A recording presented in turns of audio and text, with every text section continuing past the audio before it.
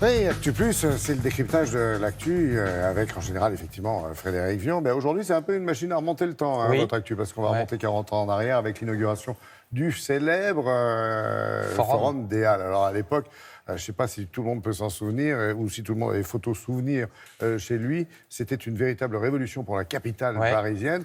Et en même temps, c'était le chantier qui a fait couler sans doute le plus d'encre en France depuis fort longtemps. Parce que je rappelle ce que c'est que les Halles au départ. Si vous y êtes passé un jour ou si vous êtes parisien, ça a été quand même le plus gros marché de France depuis des siècles. Et je dis bien depuis des siècles. On va voir les images parce que, alors, un marché avec des légumes, des poissons. C'est le Rungis en ville. Des charcuteries. Les images que vous voyez, c'est ici les années 50-60 parce que je n'ai pas d'image du XIIe siècle, mais ça a commencé effectivement au XIIe siècle. On fera pas grief. Au départ, c'est parce que c'était un terrain vague. Et oui, les maisons de Paris n'arrivaient pas encore jusque-là. Vous savez, Paris a commencé autour de Notre-Dame.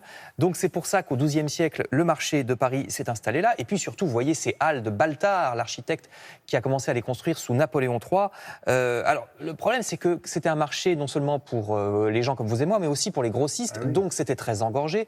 Donc en 69, il y a 50 ans... Dit-il sur des images de bouchers engorgés. Il y a 50 ans, le marché déménage à Rungis. Et regardez, immédiatement, il y a des manifestations pour qu'on garde les halles de Baltard, pour y mettre par exemple des projets culturels. Et vous voyez le résultat, rien du tout. Les manifestations n'ont pas suffi. Tout est démoli. Il y a un seul pavillon qui va être sauvegardé sur les 12 et qui sera réinstallé à Nogent-sur-Marne en banlieue, en proche banlieue parisienne. C'est vraiment l'époque où on dit tout ce qui est vieux et moche et doit dégager et les gens qui ne sont pas d'accord sont des passéistes. C'était le point de vue des autorités de l'époque qui disaient même que les halles étaient un cancer qu'il fallait trancher dans le vif. Imaginez, je cite leurs expressions.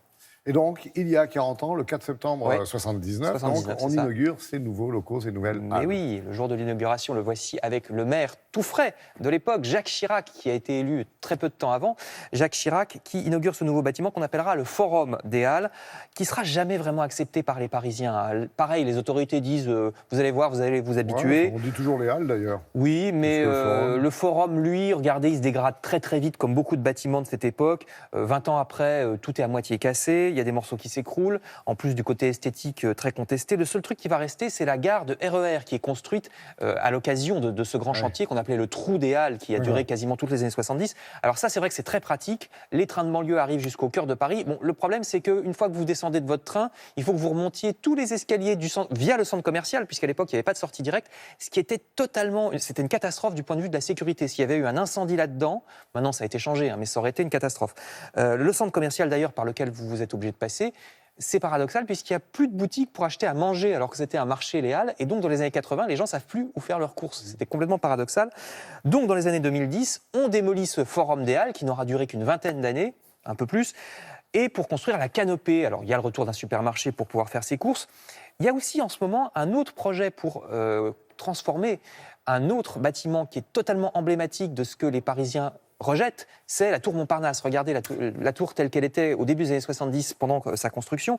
On pourrait citer aussi d'autres villes, par exemple en province, la destruction des Halles de Rouen, par exemple, ou alors à Lille, en plein milieu du quartier ancien, à cette même époque du début des années 70, il y a la construction du palais de justice, par le même architecte d'ailleurs que le Forum des Halles, qui va faire couler beaucoup d'encre.